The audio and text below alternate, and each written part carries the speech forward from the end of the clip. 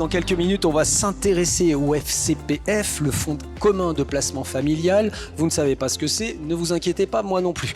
Mais dans quelques minutes, on sera les grands spécialistes grâce à mes 4 invités que sont Marc-Antoine, Sébastien, Bernard et Thierry. Merci à vous, messieurs, de nous éclairer dans quelques minutes. Effectivement, puisque la problématique, c'est bien sûr celle de la transmission. Alors, je vais me tourner vers Marc-Antoine. Une entreprise, alors on a toujours l'impression en tant que chef d'entreprise qu'elle a une pérennité, mais on a tous le souhait néanmoins que cette entreprise nous survive, qu'elle ait une vie après la nôtre, hein, et je parle pas de décès, je parle juste d'une mise à la retraite de manière positive, mais on a tous vraiment le souhait que cette entreprise nous survive avec toutes les idées qu'on a mis à l'intérieur.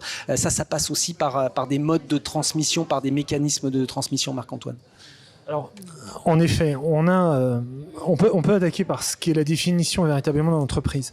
C'est-à-dire que par essence, une entreprise, c'est une personne morale. Donc une personne morale, en France, en général, elle est constituée pour 99 ans. Et puis, si jamais on a la chance d'arriver au bout de 99 ans de la personne morale, eh bien, on va pouvoir faire, par une simple assemblée générale, reconduire une période plus longue. Sauf que c'est une vision très juridique des choses, ou très fiscale. Derrière cette personne morale, il y a des humains, il y a des savoir-faire, et plus la structure est grosse, plus il y a des effets intergénérationnels de capitalisation, aussi bien de savoir-faire, de méthodes, qui sont là. Et la phase du passage de témoin pour faire perdurer la vie de cette personne morale est souvent une phase critique.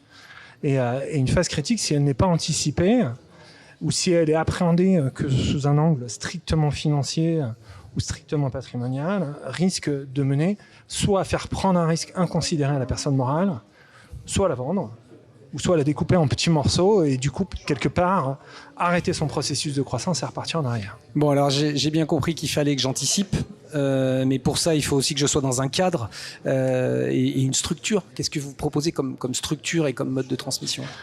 Alors, on parle de fonds commun de placement familial, mais on est dans une dimension technique quand on parle de ça. Je pense que le point de départ numéro 1, c'est qu'il n'y a pas de bonne structure qui est adaptée à tout le monde. La première question, c'est une question de sociologie. C'est-à-dire qu'il faut partir de l'organisation telle qu'elle est, et il faut surtout partir de qui sont derrière cette personne morale, quelles sont les valeurs fondamentales et quels sont les points de résilience. Et à partir de là, on va commencer à construire les choses. Là, je vais faire une petite digression et je vais me tourner rapidement vers Thierry. Là, on parle d'adaptabilité. C'est une des caractéristiques du groupe. S'adapter en permanence à un univers mouvant et notre métier consiste à nous adapter à notre environnement et à aider nos clients, à les conseiller de telle façon qu'ils puissent faire évoluer l'entreprise dans l'organisation qui va être la plus apte à les aider à pérenniser justement leur activité.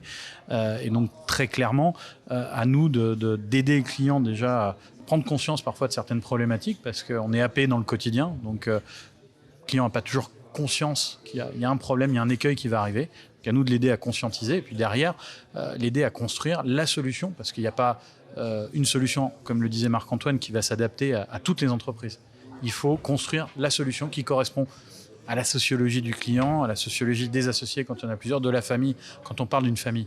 Et donc, c'est cette force-là, c'est s'adapter. Donc, vous amenez un cadre, mais en même temps, c'est du sur-mesure. C'est ça, c'est du sur-mesure. Adapter la solution, s'adapter à la question, à la problématique du client. Et c'est là qu'il faut avoir les expertises avec les gens qui ont l'habitude de travailler tous ensemble. Je pense que c'est une des forces du groupe, c'est d'avoir des experts, des gens vraiment pointus dans leur métier, mais qui ont l'habitude de travailler ensemble et qui vont justement être capables de construire tous ensemble autour de la table, sans aucune rivalité, avec un seul objectif, c'est de travailler dans l'intérêt du client. Et on construit cette solution avec le client en fonction de ses objectifs à lui.